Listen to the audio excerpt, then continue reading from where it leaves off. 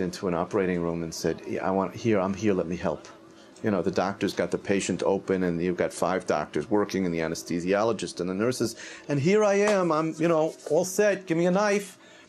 They'd look at me and say, you know, but you don't know anything. You know, you're gonna kill him. And the kids know this as well as we do. You asshole, you suck. You and you fucking Jesus could kiss my ass, okay? Go away. Screw you. Don't camera, no camera.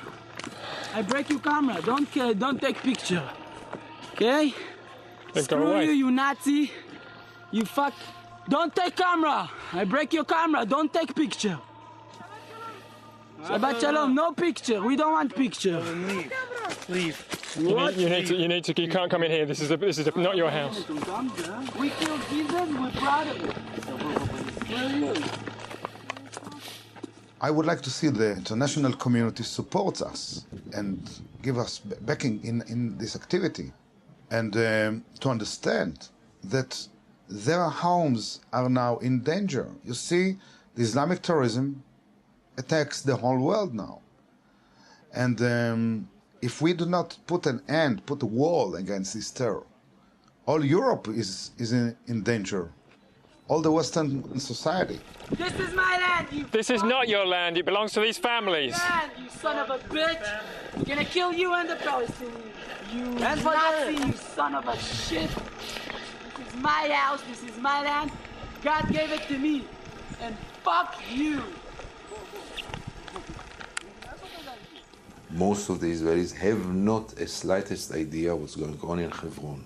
The media hardly shows them. Nobody wants them to know. And we became a society which cares only about itself, and even this, less and less.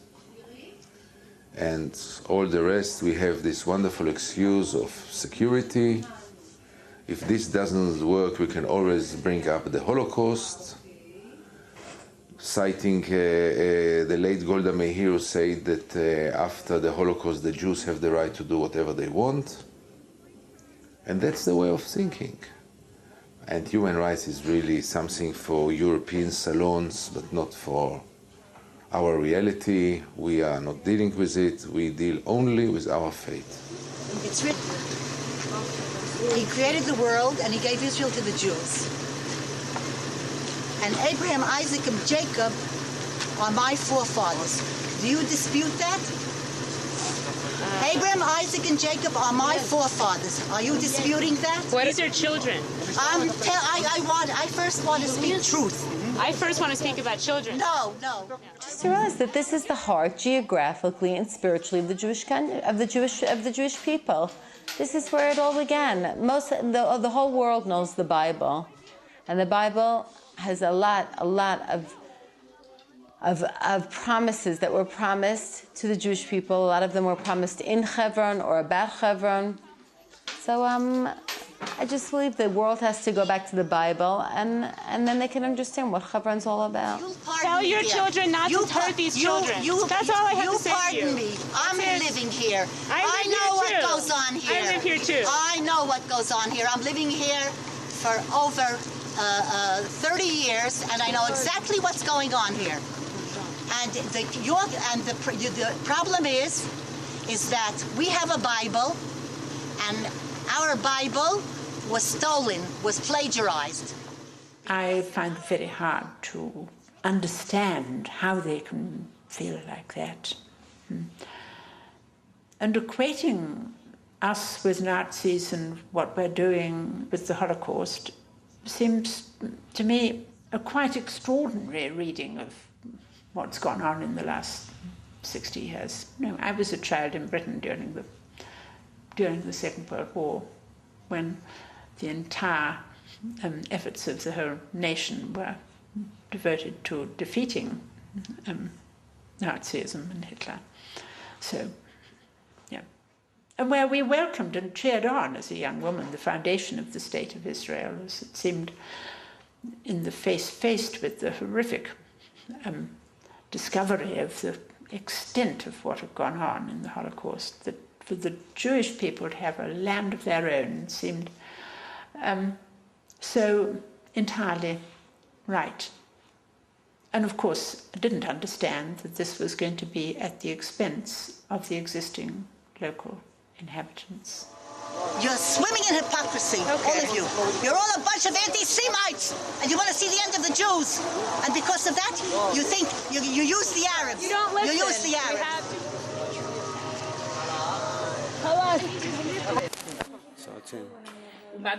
You beat this boy. Why? How you? How you? Who beat him then?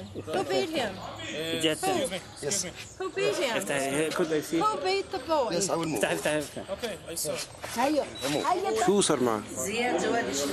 بس شو هيك ضعفوا قعدوا اختي ومرت اخي بدهم يدخلوا عندهم بدهم يقولوا لي اطلع برا وتهجموا عليهم مساكين داصعها خلينا سحبوني برا وقعدوا يضربوني وين ضربوك؟ هون عرفتي خلوا ضربوه في بعدين هي كل جميع جسمه ضربوه ايوه جابونا على هون هيك فانا قاعد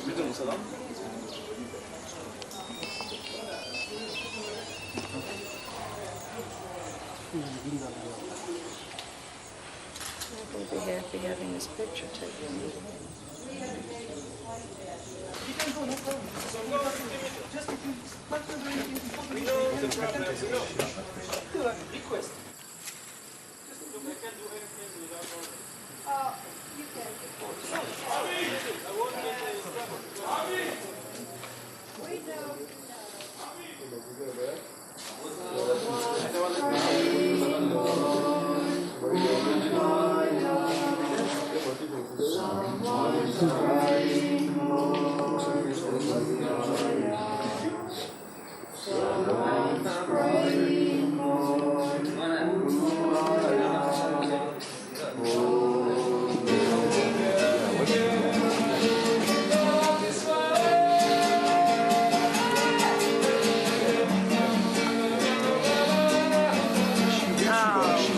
This is disgusting.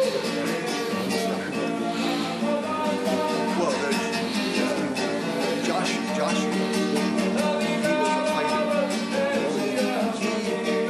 Moses. It says Moses led people out of Egypt. But then Moses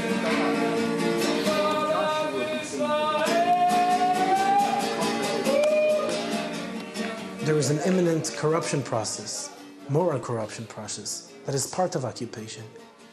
When you take an 18-year-old man, you dress him with uniform, you give him a gun and the power to control people, it's like a math equation. 1 + 1 ends 2, this ends of abusing Palestinians, destroying their property, looting, shooting against the orders, or with the orders and hurting innocent people. It's something that you can't avoid when you're there.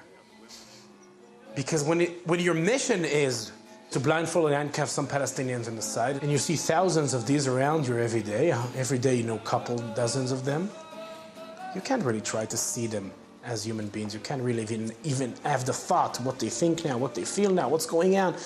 This kid is sitting here 14 hours blinded, handcuffed. What's going on with him? He's not a kid anymore.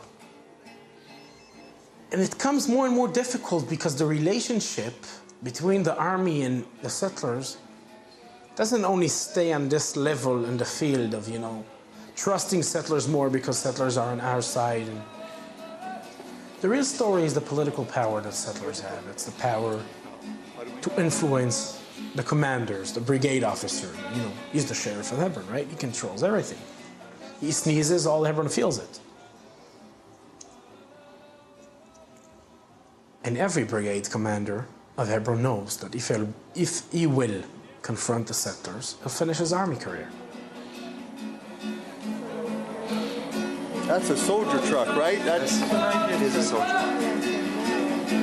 That's not good, is it? Mishklek.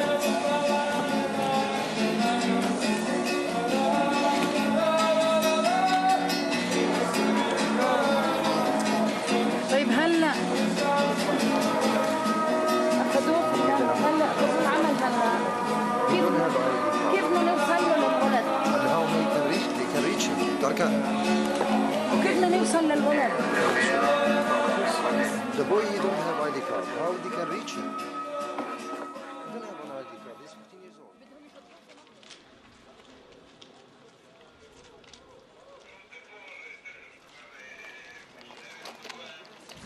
When I came here in 2001, this building was still full. This building, still like around 3-4 Palestinian families used to still live here. They were the only one who were allowed to walk in this road and through the gates. Today you can see this building is totally empty. This building has like 3 or 4 families left inside. This building is a very actual story, this building. You can see how it's blocked now. The settlers invaded here in the beginning of February, and according to Israeli law, if someone invades to a property that doesn't earn it, if you don't take him out at the first 30 days, the only way to take him out is through a very long legal procedure. And during all history of this place, every time when they invaded, they were never taken out in the first 30 days. This time, it was the first incident in the whole history of the settlement there in Hebron that law